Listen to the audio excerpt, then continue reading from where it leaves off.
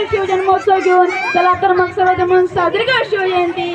सर्वप्रथम सर्वांना शिवजयंतीच्या हार्दिक हार्दिक शुभेच्छा. अनेक जात धर्मांना एकत्र गुंफून जात धर्मांच्या भिंती वेधून माणसाला माणुसकीने जगायला शिकवणारे राज्य म्हणजे शिवरायांचे स्वराज्य. दिनांक 19 फेब्रुवारी 1630 या सोन्याच्या दिनी शिवनेरीवर महाराजांच्या पोटी बाळशिवाजींचा जन्म झाला. सह्याद्रीच्या कुशीत एक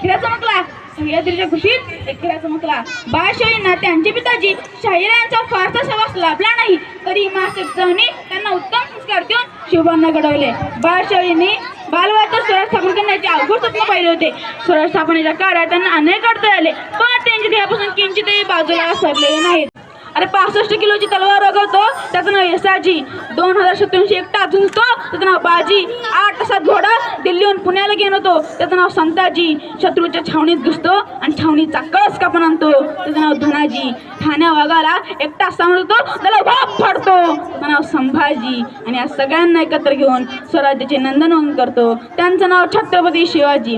छत्रपती शिवाजी महाराज हे अष्टपैलू व सर्वगुण संपन्न व्यक्तिमत्व होते. त्यांनी आपले अवघ्या आयुष्य लोकांच्या कल्याणासाठी खर्च केले. अशा लोककल्याणकारी राजाचा मृत्यू दिनांक 3 एप्रिल 1680 रोजी रायगडावर झाला.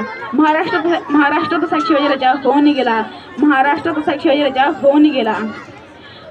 पाण्याचे मोल करण्यासाठी दुष्काळात शिरावं लागतं आणि छत्रपती शिवाजी महाराज समजण्यासाठी या महाराष्ट्राच्या मातीत जन्माला यावं लागतं. शेवटी एवढेच म्हणेन की आयुष्य मिळणं हा नशिबाचा भाग आहे. मृत्यू येणं हा काळाचा भाग आहे.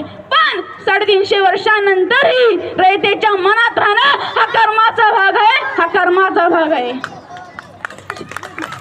अशा महान राजास कोटी प्रणाम करून मी माझ्या भाषणाला पूर्ण आणतो. अरे तुमचं आमचं नातं काय? जय जाऊ, जय शिवराय, जय शंभूराजे. धन्यवाद.